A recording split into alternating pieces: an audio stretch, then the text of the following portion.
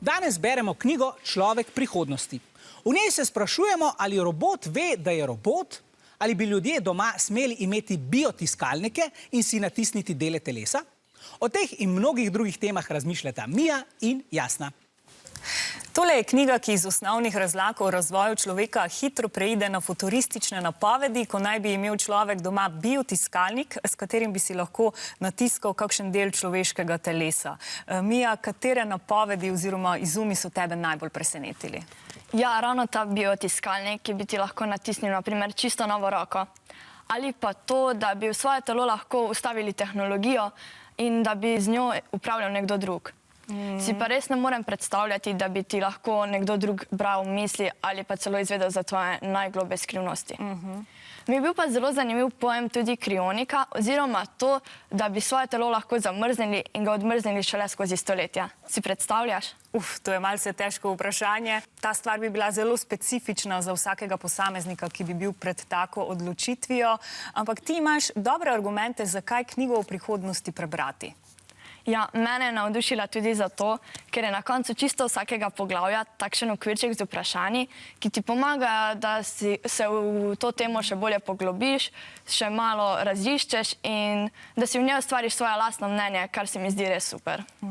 Dobro nas k temu vodi avtor knjige Tom Jackson, zato sedaj prevajalko Nežo Kralj sprašujem tole.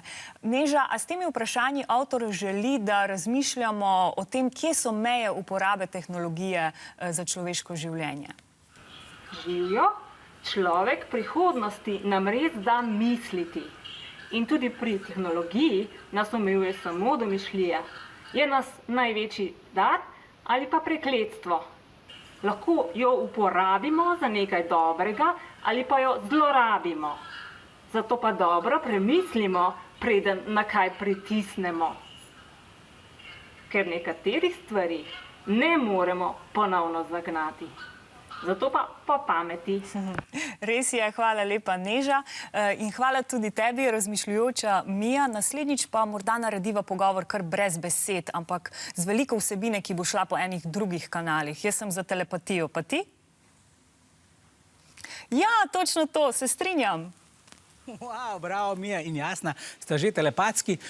Luka, bi ti rad bral misli od ostalih ljudi? Bi bilo fajn, ja. Bi bilo fajn, ne? Včasih bi potem tudi slišali kakšen odgovor ali pa vprašanje. No, jaz zaenkrat še nimam teh sposobnosti in moram vprašanje kar prebrati na glas. Takole se glasi. Človek prihodnosti je knjiga o tehnologijah, ki jo že uporabljamo ali jih bomo v prihodnosti še razvijali. Zakaj so Mijo navdušila vprašanja na koncu vsakega poglavja? A. Ker bralcu omogočajo, da obnovi znanje. B. Ker bralcu na zabaven način predstavijo povzetek vsebine. C. Ker bralcu omogočajo, da si o temi ustvari lastno mnenje. Ali D. Ker bralcu natančno predstavijo povzetek vsebine. Upam, da ste dobro poslušali Mijo. In imamo dvakrat odgovor C, ker bralcu omogočajo, da si o temi ustvari lastno mnenje. Ja, Mija pove, da vprašanja na koncu poglavij omogočajo bralcu res, da se v temo še dodatno poglobi in jo razišče in si o njej ustvari lastno mnenje. Pravilen je odgovor C in po 5 točk za obe ekipi.